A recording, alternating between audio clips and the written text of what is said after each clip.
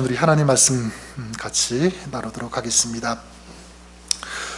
오늘 지난 주 계속 이어서 이제 요나서 보고 있는데, 오늘은 요나서 1장 7절부터 우리 17절까지의 말씀, 이 본문을 가지고 은혜를 나누도록 하겠습니다. 요나서 1장 7절을 제가 읽고요, 우리 17절까지 한 줄씩 교독하도록 하겠습니다. 그들이 서로 이르되, 자 우리가 제비를 뽑아 이 재앙이 누구로 말미암아 우리에게 임하였나 알아보자 하고 곧 제비를 뽑으니 제비가 요나에게 뽑힌지라. 우리가 그에게 이르되, 청하건대 이 재앙이 누구 때문에 우리에게 임하였는가 말하라. 내 생업이 무엇이며 내가 어디서 왔으며 내 나라가 어디며 어느 민족에게 속하였느냐 하니, 그가 대답하되 나는 히브리 사람이요 바다와 육지를 지으신 하늘의 하나님 여호와를 경외하는 자로라 하고, 자기가 여호와의 얼굴을 피함인 줄을 그들에게 말하였으므로 무리가 알고 심히 두려워하여 이르되, 내가 어찌하여 그렇게 행하였느냐 하니라. 바다가 점점 흉흉한지라. 무리가 그에게 이르되, 우리가 너를 어떻게 하여야 바다가 우리를 위하여 잔잔하겠느냐 하니, 바다에 나를 들어 바다에 던지라. 그리하면 바다가 너희를 위하여 잔잔하리라. 너희가 이 큰 폭풍을 만난 것이 나 때문인 줄 내가 아노라. 그러나 그 사람들이 힘써 노를 저어 배를 육지로 돌리고자 하다가 바다가 그들을 향하여 점점 더 흉흉함으로 능히 못한지라. 하나님께서 부르짖어 이르되, 여호와여 구하오니 이 사람의 생명 때문에 우리를 멸망시키지 마옵소서. 무지한 피를 우리에게 돌리지 마소서. 주 여호와께서는 주의 뜻대로 행하심이니이다 하고, 요나를 들어 바다에 던짐에 바다가 뛰노는 것 곧 그친지라. 크게 두려워하여 여호와께 제물을 드리고 서원을 하였더라. 17절까지 읽겠습니다. 여호와께서 이미 큰 물고기를 예비하사 요나를 삼키게 하셨으므로 요나가 밤낮 3일을 물고기 뱃속에 있으니라. 아멘. 네, 하나님 말씀입니다. 지난주까지 요나서 1장 1절부터 6절까지 이 본문을 가지고 말씀을 나누었습니다. 우리가 보았던 것처럼 하나님께서 누구를 부르셨죠? 요나를 부르셨습니다. 그리고 그에게 사명을 주셨습니다. 어떤 사명입니까? 니느웨에 가서 외치라 라고 하는 단순한 명령입니다. 자, 그런데 요나는 니느웨가 아니라 어디로 가는 배를 탔습니까? 다시스로 가는 배를 타버리고요. 그러니까 우리가 나누었던 것처럼 배 밑으로 들어가서 거기에서 잠이 들었습니다. 자, 이것은 그냥 반대로 다시스로 그냥 하나님이 가라고 하시는 그 땅이 아니라 반대로 간 어떤 그런 것이 아니라, 그건 죄에 반응한 것이다 같이 나누었죠. 죄가 이끄는 대로 가는 어떤 그런 삶의 모습이었고, 잠을 잔 것도 육신의 어떤 그런 잠이 아니라 이건 영적인 잠이었다라는 것을 우리가 생각해 보았습니다. 자, 이런 경우라면 자, 어떻게 우리가 생각할 수 있을까? 하나님 입장에서 본다면 이렇게 말을 안 듣고 다시스로 가는 배를 타고 거기에서 잠이 들었습니다. 자, 이렇다면 보통 네가 어떻게 그럴 수가 있느냐? 이제 네 마음대로 막 해봐라. 나는 너의 인생에 대해서 신경 안 쓸 것이다.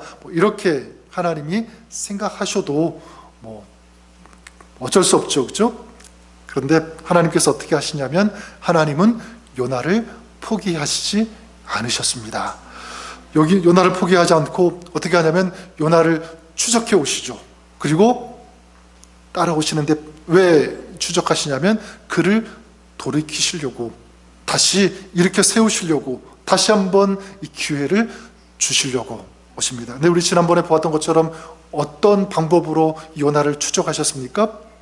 바다에 폭풍이 일어나는 것, 큰 바람이 이는 것. 자, 이것을 통해서 우리가 무엇을 알 수 있냐면, 여러분, 우리가 살아가면서, 특별히 우리가 신앙생활하면서 가장 경계해야 할 것, 가장 두려워하고 무서워해야 할 것이 과연 무엇인가라고 할 때, 바다가 막 폭풍이 일어나고 우리 인생이 막 뒤집히고 가든, 물론 그런 것도 있을 수 있겠지만, 어쩌면 이 오늘 말씀을 근거로 본다면 저는 하나님의 무관심, 하나님의 침묵이 아닐까 그렇게 생각합니다. 여러분, 하나님이 침묵하시면, 무관심하시면 좋을 것 같지만 그렇지가 않아요.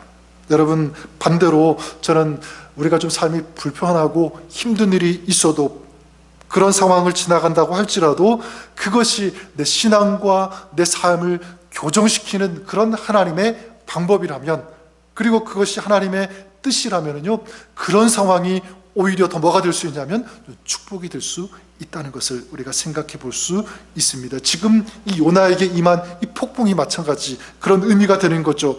그러니까 인생에 이 폭풍을 만나는 것 없었으면 좋겠지만, 그러나 넓은 이 믿음의 시각, 이 복음의 시각으로 본다면 그 폭풍이 단순히 나에게 마이너스가 되는, 힘들게 하는 어떤 그런 것이 아니라 오히려 우리를 더 일으켜 세우는, 더 영적으로 도약하게 할 수 있는 어떤 근거가 된다. 이게 하나님의 방법이 될 수도 있다는 것을 우리가 생각해 보았으면 좋겠습니다. 실제로 이 과학에 대해서, 이 기후에 대해서 잘은 모르지만, 여러분, 이 태풍이 불면 어떤 일이 벌어지게 되죠? 막 바람이 세게 일어나니까, 그리고 비가 오니까 수해가 발생하고, 또 큰 이 엄청 센 이 바람 때문에 또 엄청난 이 피해가 많이 발생하지 않습니까? 그래서 이 태풍이 좀 없었으면 좋겠는데, 이런 마음 사람들이 보통 가지게 되는데, 근데 이 태풍에도 이 순기능이 있다라고 합니다. 순기능. 그게 뭐냐면 일단은 가뭄을 해소해 주죠. 태풍, 폭풍이 오면서. 그리고 이렇게 찾아보니까 이 지구의 그 에너지, 이 불균형을 균형 있게 맞추어지는 게 뭐냐면 태풍이 하는 역할이라고 합니다. 그뿐만이 아니죠. 이 대기 중에 있는 그 오염 물질을 정화시키는 기능을 하는 것도 이 태풍의 역할. 그리고 또 이 태풍은요, 이 바닷속에 산소를 공급한다고 합니다. 이 뒤집어 엎으니까 깊은 이 바닷속에도 산소가 더 공급될 수 있도록 하는 이것이 이 태풍의 순기능. 좀 그렇다면 이 태풍의 이 원리는요, 영적으로 우리에게도 동일하게 적용이 된다고 생각합니다. 우리 인생에 이런 태풍과 같은 일이 있을 때 이것이 우리의 영과 우리의 마음, 우리의 삶을 다시 정화시키는 그런 일을 한다라는 것을 우리가 생각해 볼 수 있습니다. 그러니까 우리 단순히 이 태풍은 나쁜 것이 아니다, 오히려 좋은 것이 될 수도 있다는 것을 우리가 알 수 있겠죠. 자, 이렇게 이 태풍이라는 이 방법으로 하나님은 요나를 추적해 오세요. 자, 그리고 어떻게 합니까? 이 선장을 통해서 잠들어 있는 요나를 흔들어서 깨우게 되죠. 잠자는 자여 어찌함이냐. 그러니까 선장의 입술을 통해서 하나님께서 깨우시는 것입니다. 단편적으로, 표면적으로 볼 때는 선장이 말하는 것이지만 그것은 하나님의 음성이라고 볼 수가 있는 것입니다. 자, 요나를 깨워 일으킨 이제 이 선장이 어떻게 하냐면 이 폭풍의 원인이 무엇인지 이제 알기 위해서 어떤 방법을 택하냐면 제비뽑기를 합니다. 제비뽑기. 그래서 7절에 보면 그들이 서로 이르되, 자, 우리가 제비를 뽑아 이 재앙이 누구로 말미암아 우리에게 임하였나 알아보자 하고, 곧 제비를 뽑으니 제비가 누구에게 뽑힌지라? 요나에게 뽑힌지라, 이렇게 말씀하고 있습니다. 요나가 뽑혔습니다. 이제 요나가 뽑히게 되니까 배에 탄 선원들이 이제 요나에게 집중하겠죠. 요나에게 질문합니다. 따지듯이. 그래서 8절에 보면 무리가 그에게 이르되 청하건대 이 재앙이 누구 때문에 우리에게 임하였는가 말하라. 내 생업이 무엇이며 내가 어디서 왔으며 내 나라가 어디며 어느 민족에 속하였느냐 말하라는 거죠. 한마디로 말하면 네가 누구냐, 네가 누구냐, 그리고 네가 도대체 무슨 일을 했기에 우리가 탄 이 배가, 네가 탄 배가 이렇게 지금 뒤집힐 정도 이런 상황이 이르렀느냐, 지금 따지듯이 질문하고 묻고 있습니다. 그때 이제 요나가 대답하죠. 9절에 보니까 그가 대답하다 요나가 대답합니다. 나는 히브리 사람이요 바다와 육지를 지으신 하늘의 하나님 여호와를 경외하는 자로다 하고, 그리고 이어서 10절에 보면 자기가 여호와의 얼굴을 어떻게 하는 줄을 피함인 줄을 그들에게 말하였으므로 무리가 알고 심히 두려워하여 이르되 내가 어찌하여 그렇게 행하였느냐. 그렇게 행했다는 것은 뭐죠? 피하였다는 것. 하나님의 얼굴을 피해서 왔다. 자, 지금 요나는 어떤 얘기를 하고 있습니까? 자기가 행한 일, 하나님이 나를 부르셨는데 그 부르심을 거역하고 하나님의 얼굴을 피해서 왔다라는 지금 이 과정들을 다 어떻게 얘기하고 있어요? 솔직하게, 있는 그대로 얘기하고 있다는 사실입니다. 그렇다, 나는 하나님의 낯을 피해서 도망가고 있는 길이다.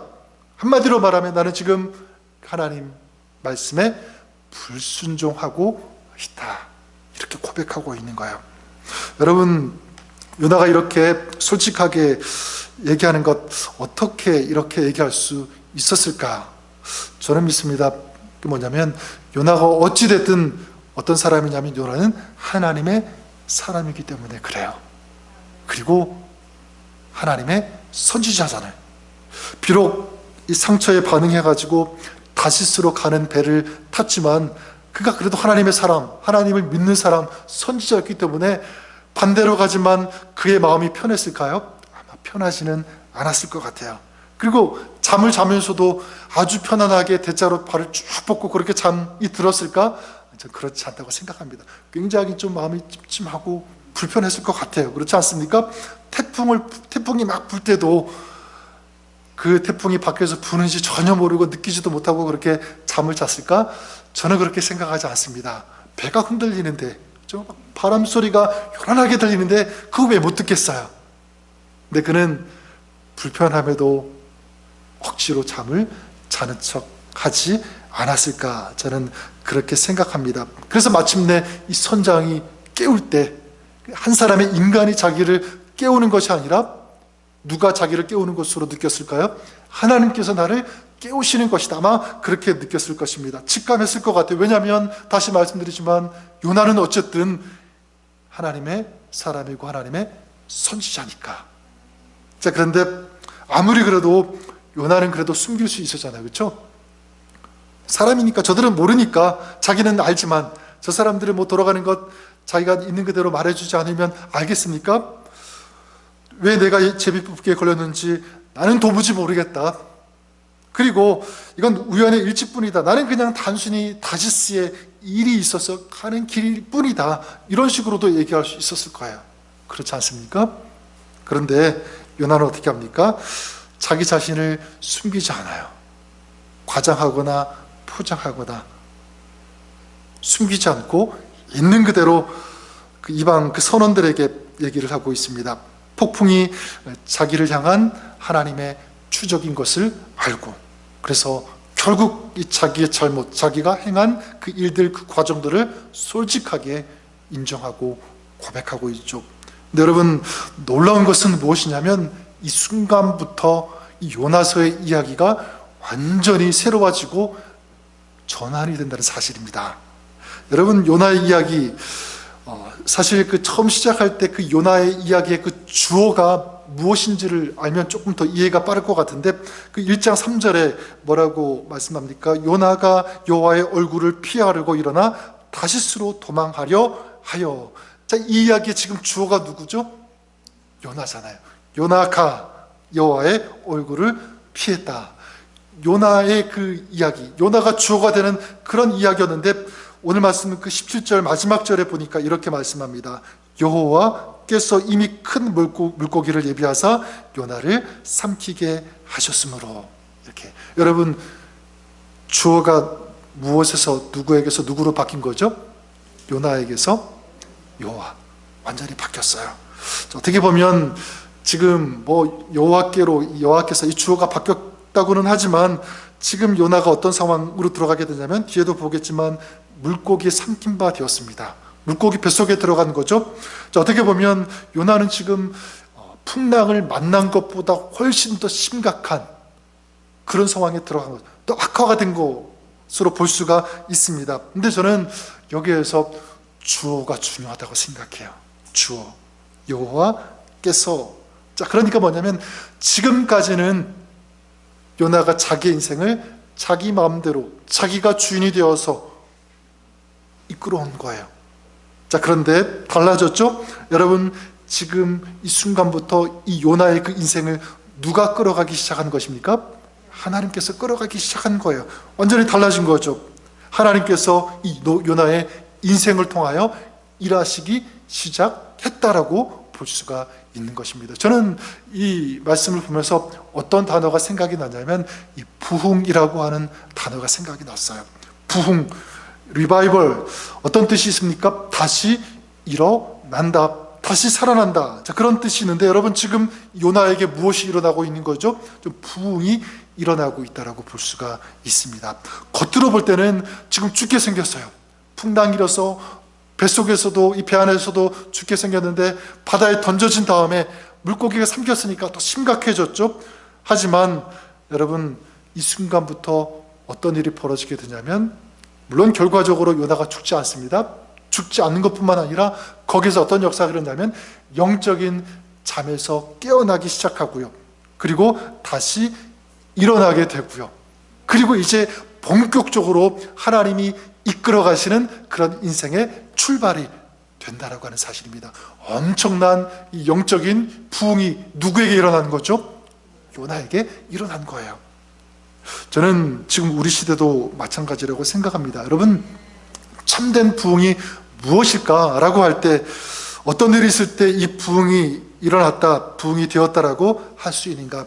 보통 우리가 많이 생각하는 것은 뭐냐면 일반적으로 뭐를 부흥으로 생각하고 있습니까? 교인들, 성도들의 숫자가 많이 늘어난 것, 이것이 우리는 보통 이 부흥으로 이제 이해를 하게 되는데, 물론 저는 그것도 굉장히 중요하다고 생각해요. 그렇게 돼야 됩니다. 그런 부흥도 우리에게 필요합니다. 하지만 이 정확히 말하면 이것은, 사람의 숫자가 늘어난 것은 부흥의 결과이지 부흥 자체는 아니다. 그렇게 말씀드리고 싶어요. 여러분, 참된 이 부흥의 의미는 무엇이냐면 아까도 말씀드렸던 것처럼 뭐가 바뀌는 거냐면, 저는 인생의 주어가 바뀌는 것, 이게 참된 부흥이다, 이렇게 말씀드리고 싶어요. 이제 하나님에 의해서 움직여지는 그런 인생으로 전환되어지는 것, 바뀌어지는 것.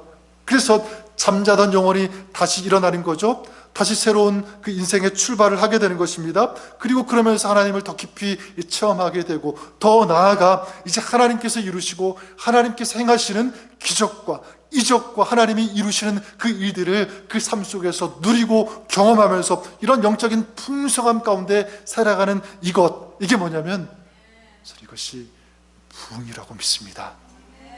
여러분, 기독교 역사를 보면 그런 부흥이 굉장히 많았죠.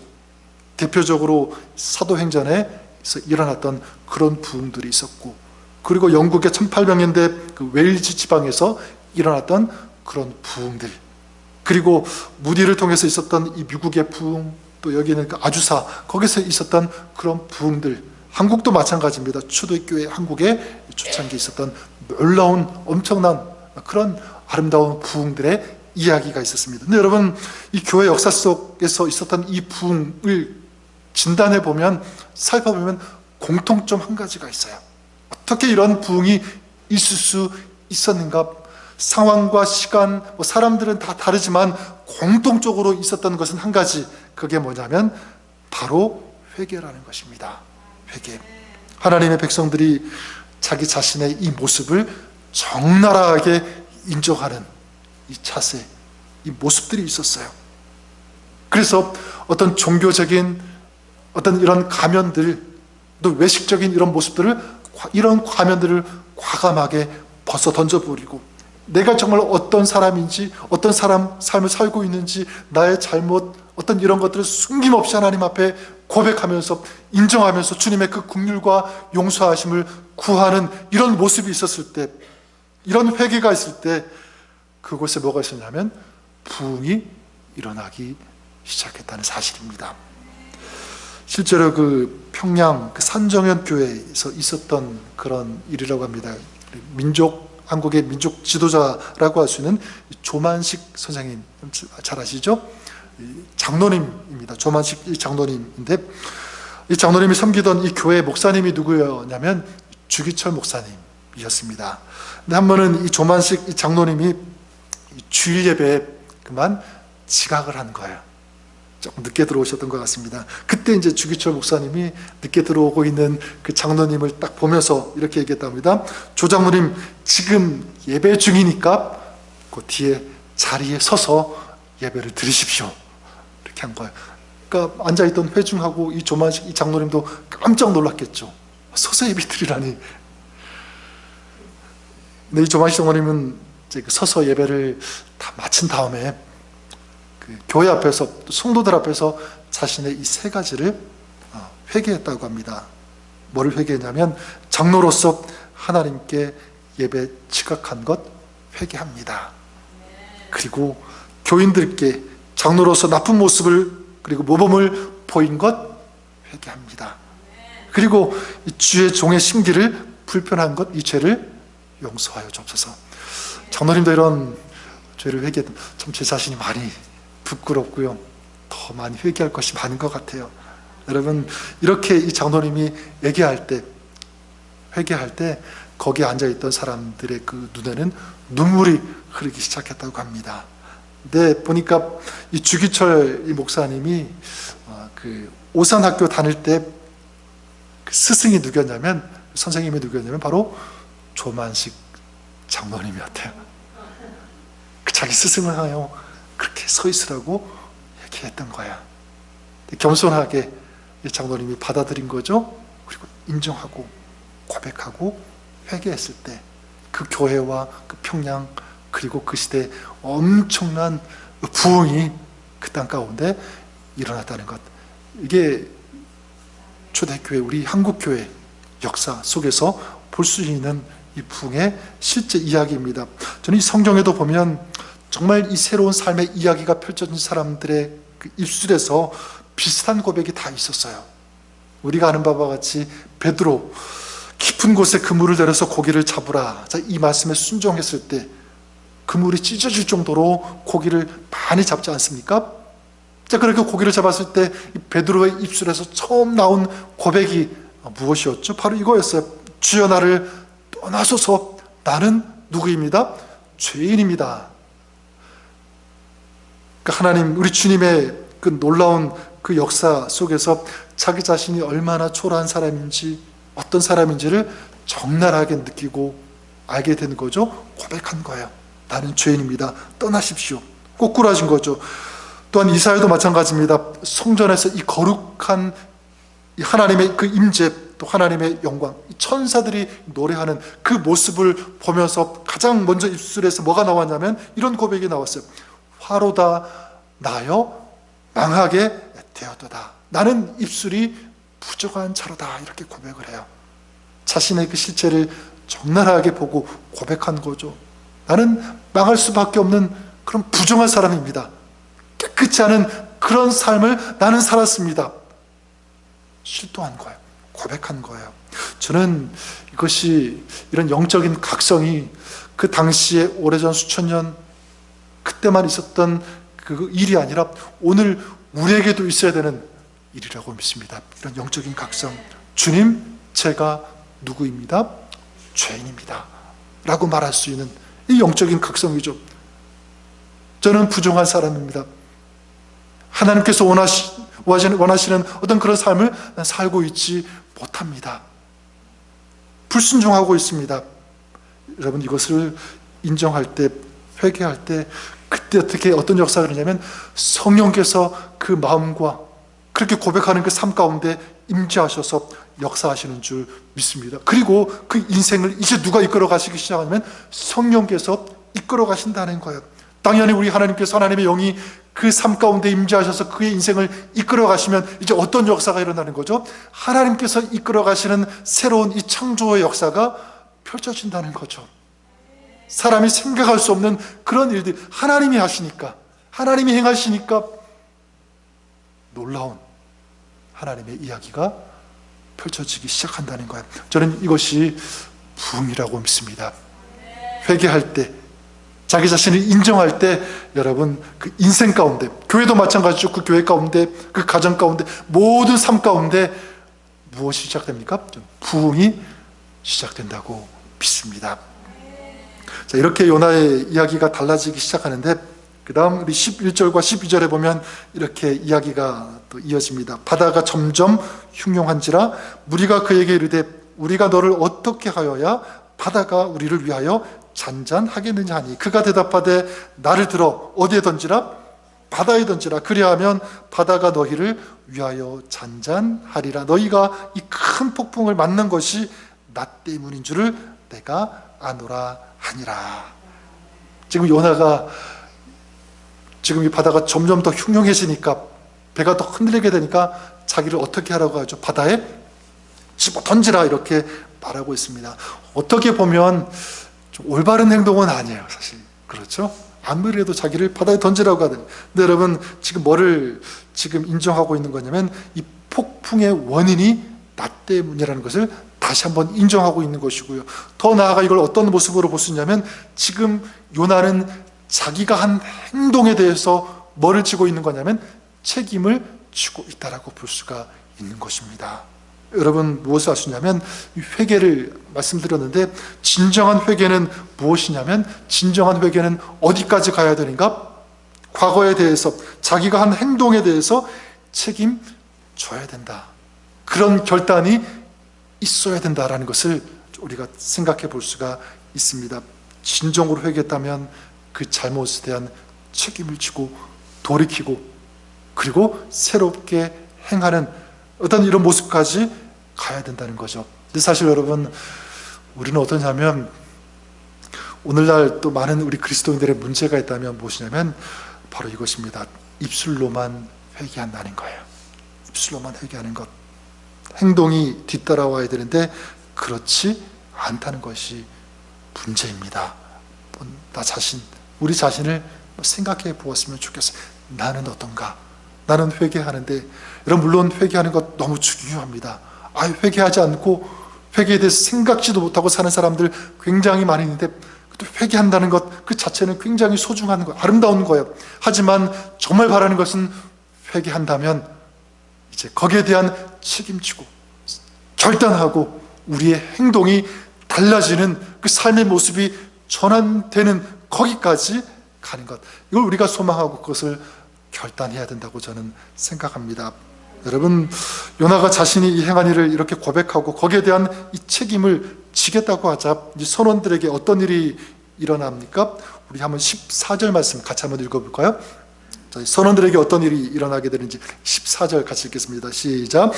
무리가 여호와께 부르짖어 이르되 여호와여 구하고 구하오니 이 사람의 생명 때문에 우리를 멸망시키지 마옵소서. 무지한 피를 우리에게 돌리지 마옵소서. 주 여호와께서는 주의 뜻대로 행하심이니이다 하고. 자, 여러분, 지금 이 선원들에게 무슨 일이 일어나고 있죠? 지금 이 선원들이 누구를 부르고 있습니까? 여호와 하나님을 찾고 부르고 있어요. 또 무엇을 구하고 있습니까? 하나님의 긍휼, 그죠? 그리고 이 하나님의 은혜를 구하고 있는 거예요. 저는 이것이 무슨 모습이냐면 아까 말씀드렸던 것처럼 부흥의 어떤 모습이 아닐까 저는 생각해 봅니다. 여러분, 우리 지난번에 보았던 것처럼 선원들이 처음에 이 풍랑이 막 불 때, 그래서 배가 흔들리고 깨어지기 막 그런 순간에 왔을 때, 그때 이 선원들은 누구를 불렀습니까? 그때는 자기의 신들을 찾았죠. 자기 신들을 불렀습니다. 자, 그런데 여기 요나가 회개하고 자기 잘못을 인정하고 그렇게 얘기했을 때, 그래서 이 모든 그 일어나는 일들이 우연히 일어나는 일이 아니라 하나님께서 나의 인생을 향하여 추적해 오셔서 하나님이 행하시는 일들, 이것을 얘기했을 때 지금 이 선원들에게 어떤 일이 벌어진 것입니까? 이들이 하나님을 찾기 시작했다. 하나님을 구하기 시작했다. 여러분, 그래요. 이 요나의 각성, 그리고 이 회개, 이 결단, 어떤 일들로 발전이 된 것입니까? 주변에 있던 하나님을 알지 못했던, 하나님과 상관없이 살았던 그런 사람들에게 하나님이 들어간 거예요. 그렇죠? 그들이 하나님을 만나고 어쨌든 하나님을 찾기 시작했다는 사실입니다. 그리고 그뿐만이 아니라 요나에게도 이제 놀라운 일이 일어나게 되는데, 선원들이 어쩔 수 없이 요나를 바다에 던졌을 때 요나에게 어떤 일이 벌어지냐면 우리 17절, 우리 마지막 절 같이 한번 읽어보도록 하겠습니다. 17절 읽겠습니다. 시작. 여호와께서 이미 큰 물고기를 예비하사 요나를 삼키게 하셨으므로 요나가 밤낮 3일을 물고기 뱃속에 있으니라. 물고기 뱃속에 들어가게 되죠. 여기 이 장면을 생각하면서 이런 질문을 던질 수가 있는데, 요나가 회개했는데 자기 잘못을 인정했는데, 그리고 책임 있는 그런 행동을 과감하게 했다면 좀 물고기가 그를 삼키지 않도록 좀 다른 방법을 하나님께서 사용하셨으면 얼마나 더 좋았지 않았을까, 이런 생각을 해보게 됩니다. 근데 여러분, 그렇지 않아요. 다음 주에 보겠지만 이것은 뭐가 되냐면 요나에게 있어서 살아계신 하나님, 전능하신 하나님을 경험하는 그런 시간이 된다는 것을 우리가 알 수가 있습니다. 회개했을 때, 하나님께 돌이켰을 때, 거기에서, 이 물고기 뱃속에서 하나님을 더 깊이 만나게 돼요. 그리고 거기에서 하나님을 더 깊이 찾게 되고 하나님의 그 은혜를 구하게 되고요. 그리고 하나님을 붙잡습니다. 결국 하나님의 전능하심 체험하게 됩니다. 여러분, 다음 주에 우리 보겠지만 어쨌든 27절 말씀 단편적으로 본다면 물고기 뱃속에 들어갔는데 거기에서 며칠 동안 살았다고 말씀하고 있죠? 3일 동안 살았다고 말씀하고 있어요. 여러분, 물고기 뱃속에 들어가는 순간부터 우리는 사실 죽어야 되는 것이 맞아요. 그렇죠? 또 거기에 들어가도 어떻게 3일 동안 살 수 있을까요? 도저히 불가능하거든요. 그래서 이게 정말 있을 수 있는 일이냐, 이 과학자들 또 많은 사람들이 여기에 대해서 연구합니다. 과학적으로 막 분석하고, 그리고 물고기가 그러면 도대체 어떤 물고기일까? 고래가 아닐까? 여러 가지 다각도로 이렇게 분석하고 연구하는데, 여러분, 그 연구로 답을 알 수가 없어요. 여러분, 저는 물고기가 어떤 물고기인지 중요하지 않다고 생각합니다. 중요한 것은 뭐냐면 하나님께서 요나를 살리셨다. 여호와께서. 저는 이것이 중요하다고 믿습니다. 그래서 17절 아까도 보았지만 이렇게 시작하죠. 여호와께서 이렇게 시작하고 있는 거예요. 하나님께서.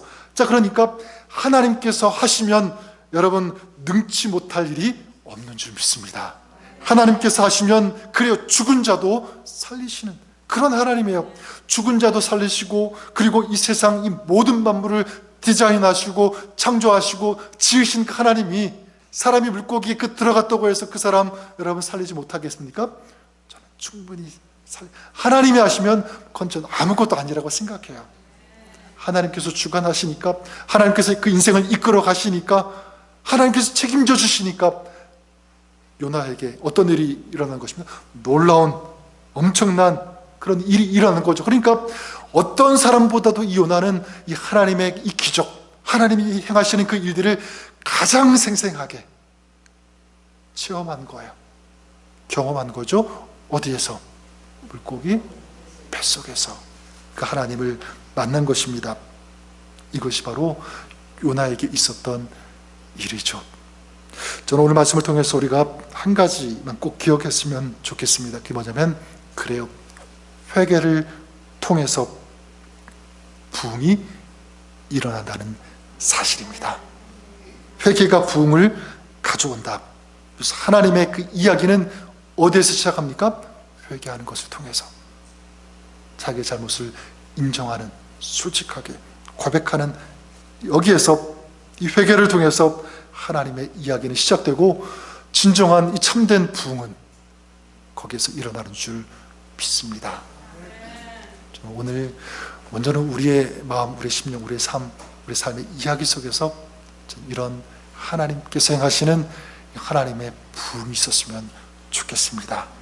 더 나아가 우리 가정, 우리 교회, 우리 공동체, 회개를 통한 하나님의 일하심, 하나님께서 행하시는 아름다운 이 부흥이, 이 은혜가, 하나님께서 이끌어 가시는 이런 이야기들이 우리 안에 풍성히 일어날 수 있기를 주님의 이름으로 간절히 축원합니다. 우리 찬양 같이 한번 먼저 드렸으면 좋겠습니다. 이 땅의 황무함을 보소서. 이 부흥이라고는 제목의 이 찬양인데, 하늘의 하나님 긍휼을 베푸시는 주여, 그 다음 보니까 우리의 죄악 용서하소서, 이 땅 고쳐주소서. 이제 우리 모두 하나 되어 이 땅에 무너진 기초를 다시 쌓을 때 우리의 우상들을 태우실 성령의 불 임하소서. 그러니까 자기 자신의 이 죄를 고백하고요, 인정하고, 또 하나님의 용서하심, 하나님의 긍휼을 구하면서 나아갈 때 정말 그 땅 가운데 놀라운 부흥이 일어나고 또 우리의 심령, 우리의 삶, 또 우리 교회 공동체 가운데도 하나님이 이루시는 이런 부흥의 놀라운 불길이 타오르게 된다고 믿습니다. 그런 마음 우리 소원 담아서 우리 이 부흥, 이 땅의 황무함을 보소서, 이 찬양 우리 가사를 음미하면서 우리 고백하면서 여러분의 기도로 생각하시고 같이 찬양 올려드리겠습니다.